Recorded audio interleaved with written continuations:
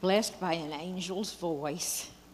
Well, I am excited and honored to introduce our guest speaker today. For most of you, you know her well. Deb Stovall, who has been part of the New Thought movement since 1998, when she was 12. She is a licensed Unity teacher and presently the spiritual liaison for Unity of Dallas. She teaches the Explorers Adult Sunday School, facilitates the Divine Sisters, our women's group, and leads a Tuesday book story. She is a retired teacher who, in her spare time, loves to dance and play and sing with her 4 granddaughters. Please help me welcome Deb Stovall. Thank you. Thank you, Sue. So I don't sing with my granddaughters. Yeah, just saying. They sing. Oh my gosh, I don't know how they got the good voices, gene-wise. I'm Deb Stovall. I'm so happy to be here. I'm so happy to be bringing you the message today. And just want to say that our church is doing so well. And I am the spiritual liaison. And I want to assure you that we are doing well financially. I think we're really doing well with our spiritual consciousness. And I applaud everybody for doing that work.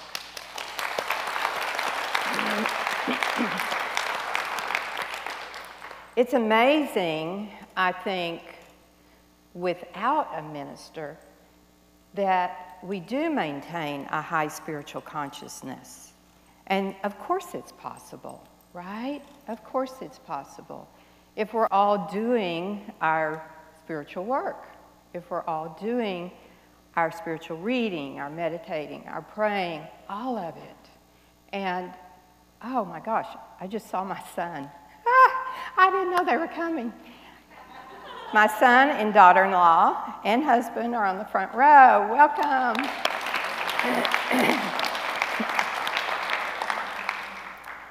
So I decided to do Faith, Hope, and Love. Hope, Faith, and Love, because it was my mother's favorite scripture.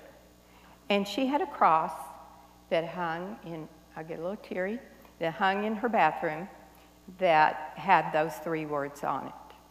And so I thought, okay, I'm going to look at this through Unity's eyes. And I'm going to see what Eric Butterworth, one of our famous ministers, who died in 2003, not here, but in New York City, and Charles Fillmore, who was the originator of our theology, and see what they say about these 3 words. I need my remote. Whoa! I knew I was missing something. Okay, so I want to show you their pictures.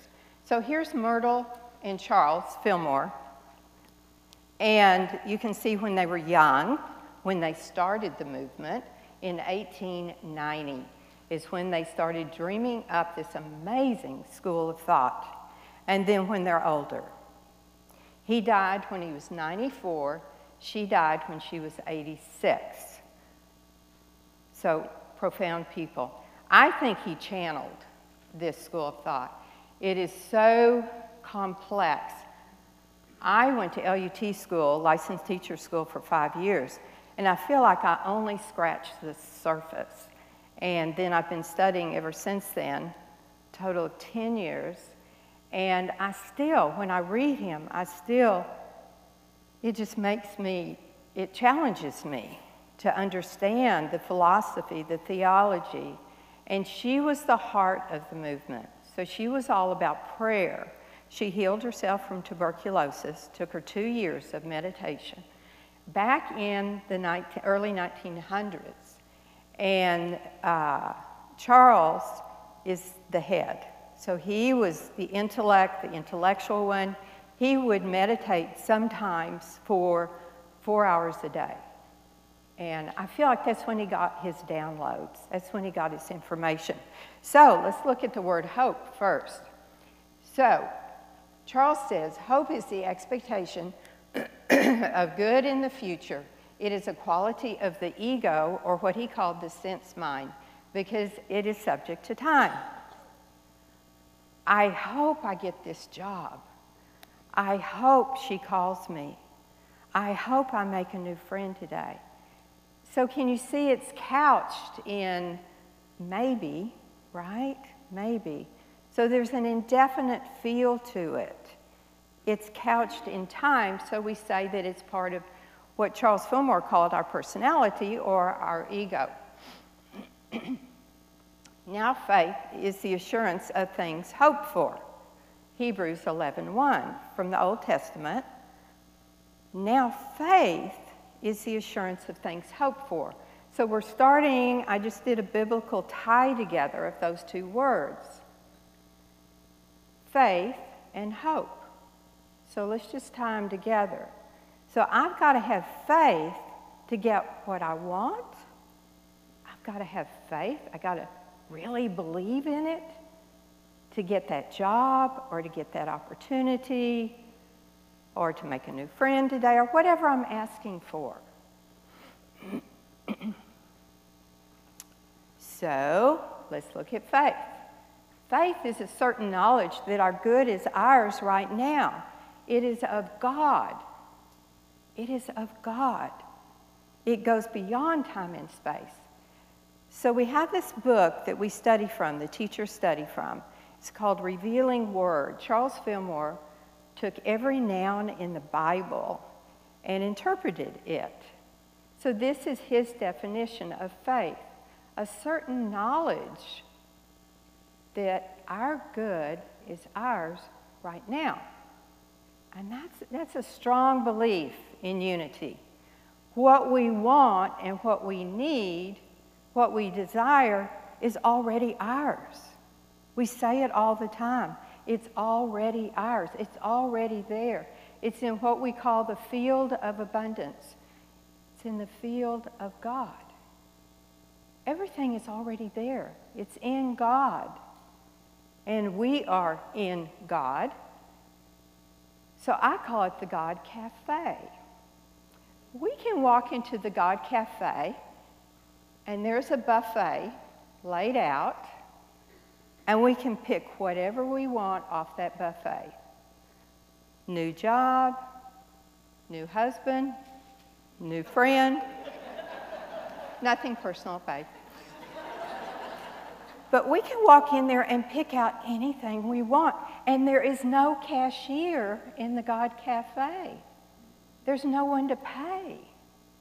Now, what I pick up, maybe it is a new job, and I carry it out. That job may not show up till the time is right. So we call it God's time, don't we? We call it God's timing.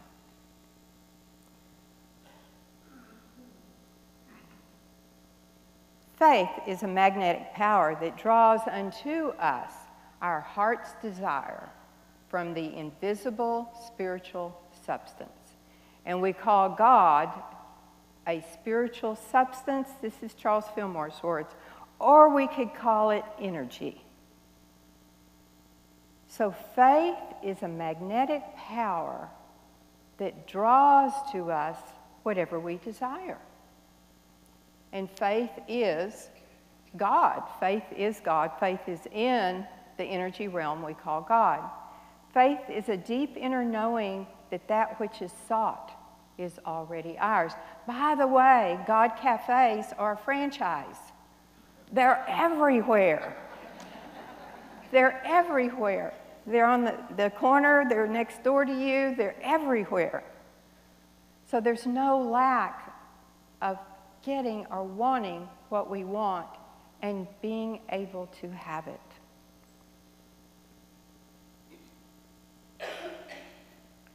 Ooh, I need a slide upstairs.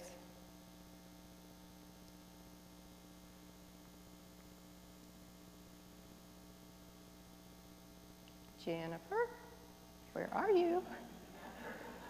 Put your coffee down. Faith is an acceptance of the greatness of God and hence our own greatness. Faith is lifting ourselves to God consciousness where we feel our strength. Look at that one. Faith is lifting ourselves to God consciousness. And this is what I pray and desire for our church, is that we are all lifting ourselves to God consciousness all the time. The quickest way to do it is gratitude. I feel gratitude for my son and daughter-in-law that they're here today, because I know who else is with them. Yeah, my granddaughter. You'll meet her later. Boots. We call her Boots. But everything that we need and want is already here. We see possibilities at this higher consciousness. We see possibilities, not problems. We see answers to our problems. We see other possibilities. In Explorers this morning, Haley Ferguson just taught an amazing lesson. And she took us through a meditation where we wrote down a problem, and then she said, think of 2 ways you want to solve it. Well, of course, everybody's pens are just going. You know, of course, I know how I want to solve it. I know exactly how to do that. And then she said, close your eyes. And she took us down a path to another possibility.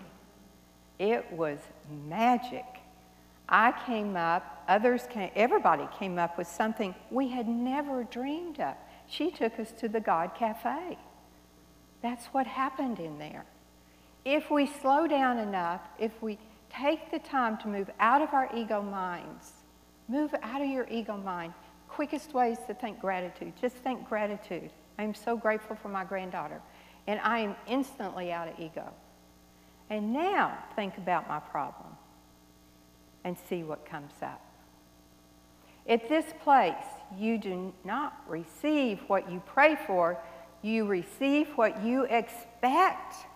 Boy, is that pompous. Sounds like a spiritual ego.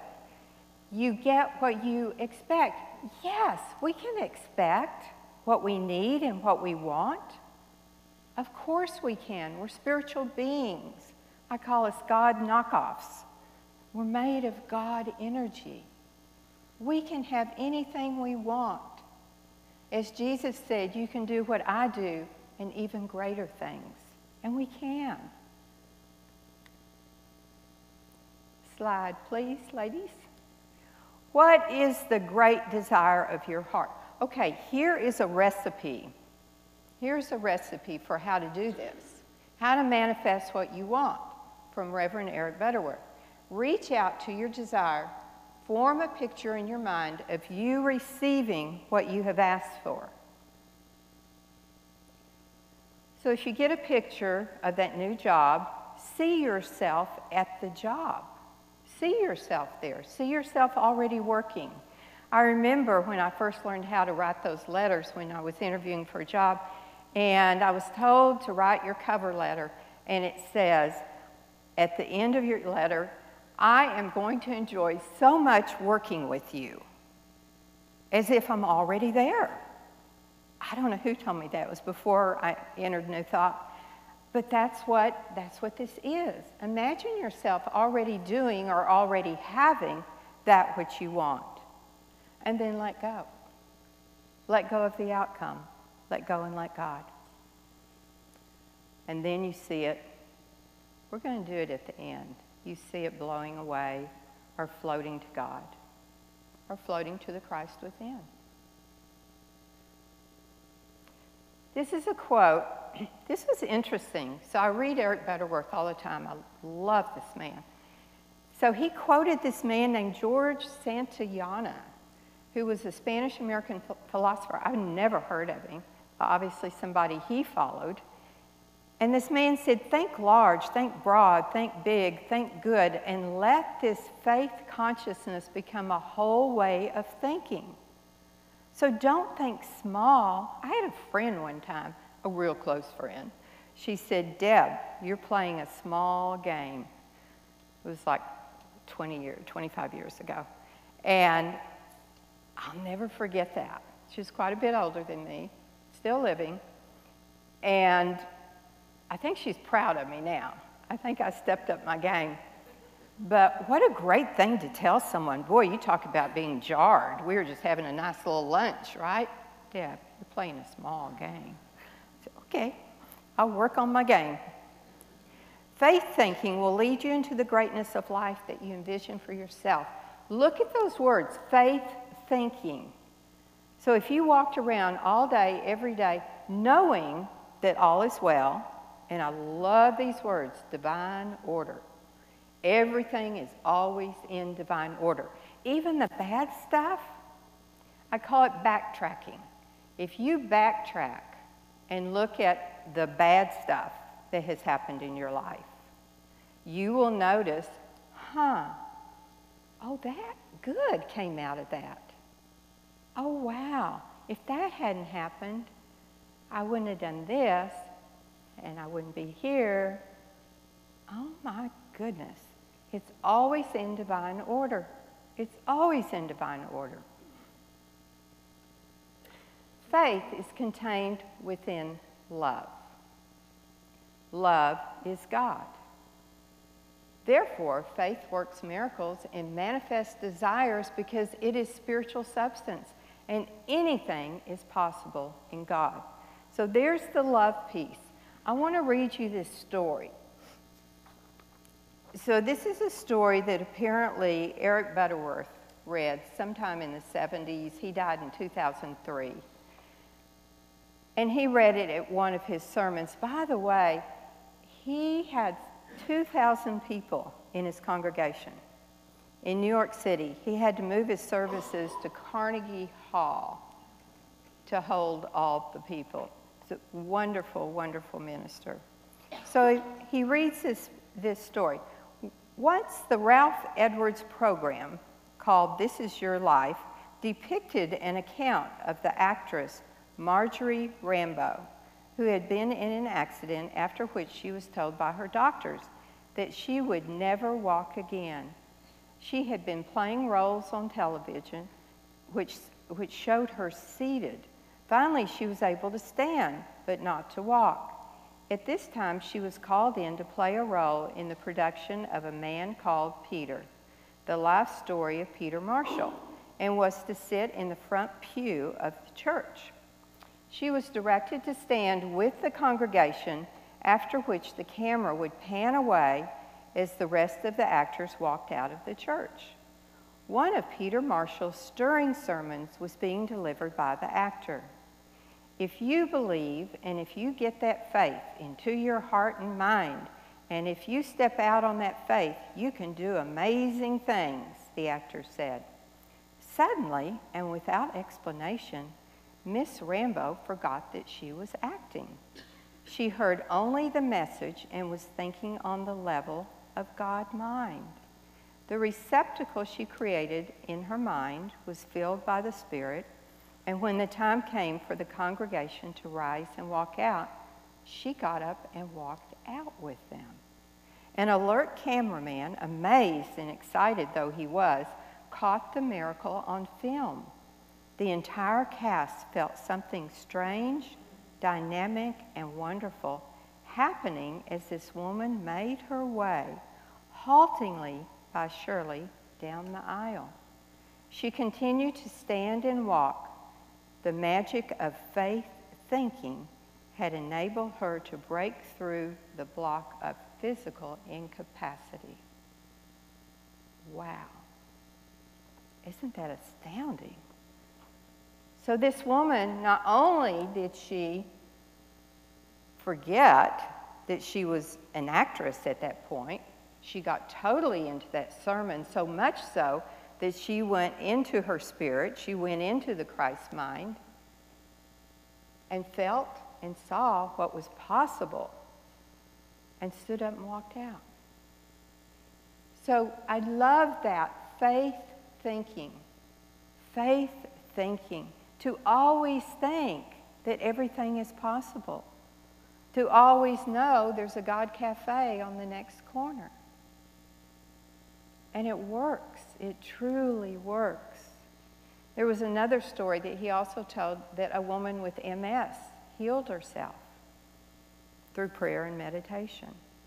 And there's so many examples. I know you all have examples of healing and seeing things differently and moving on in your life after a death, a divorce, an illness of a child, illness of a spouse, and that we find our way, do we not? And I call it, we have within us what's called spiritual genetics.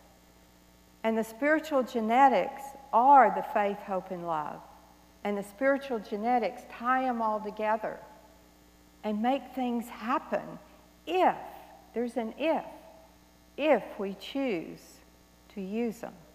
If we choose to go in the God Cafe, we can stand outside all day long and wish we knew how to get in there.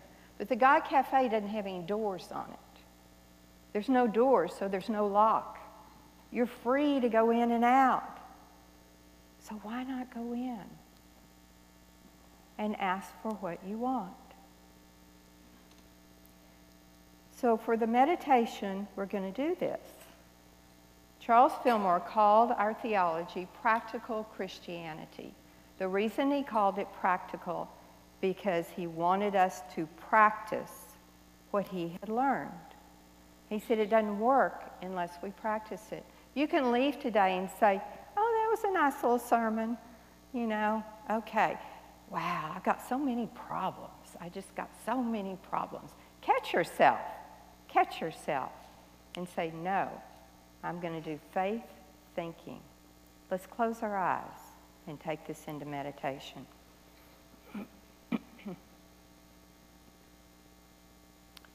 See your desire. Envision what you want. Envision what you would like to have. Form a picture in your mind of you already receiving it.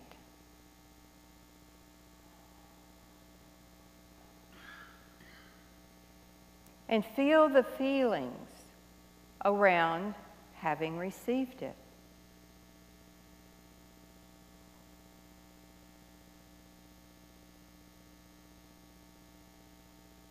Feel the feelings of knowing that it is yours.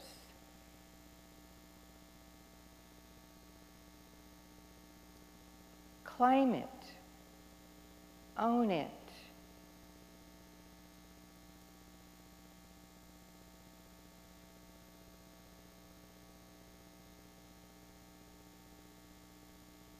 And now take your desire